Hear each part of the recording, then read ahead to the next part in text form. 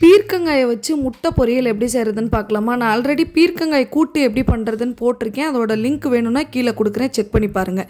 இப்போ கடாயில் 2 டீஸ்பூன் எண்ணெய் சேர்த்துட்டு அதில் 1/2 டீஸ்பூன் ஜீரகம், ஒரு பெரிய வெங்காயம், கொஞ்சமாக கருவேப்பிலை, அது கூடவே 2 பட்டை வத்தல் சேர்த்து நல்லா வதக்கிக்கோங்க.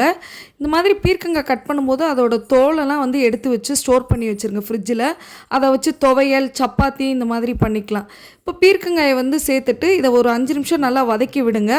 5 நிமிஷத்துக்கு அப்புறம் தட்டை வச்சு மூடிட்டு லோ ஃப்ளேமில் ஒரு 5 நிமிஷம் அப்படியே மூடி போட்டு இருக்கட்டும். மறுபடியும் 5 நிமிஷம் கழித்து ஓப்பன் பண்ணிவிட்டு கொஞ்சமாக அதில் உப்பு, 2 முட்டையை உடச்சி ஊற்றிட்டு இது கூடவே நான் ஒரு 1/2 டீஸ்பூன் ஜீரகம், 1/2 டீஸ்பூன் மிளகுத்தூள் 2 மிக்ஸ் பண்ணி சேர்த்துக்கோங்க. இப்போ இதில் தண்ணி எதுவும் இருந்துச்சு அப்படின்னா அந்த தண்ணிலாம் வத்துற வரைக்கும் நல்லா சுருள கிண்டி இறக்குனீங்க அப்படின்னா பீர்க்கங்காய் முட்டை பொரியல் ரெடி. நீங்களும் கண்டிப்பாக ட்ரை பண்ணி பாருங்கள். இந்த வீடியோ பிடிச்சிருந்ததுன்னா லைக், ஷேர் அண்ட் சப்ஸ்கிரைப் பண்ணிடுங்க. நாளைக்கு வீடியோவில் நான் பீர்க்கங்காய் தோலை வச்சு சப்பாத்தி எப்படி செய்கிறதுன்னு பார்க்கலாம்.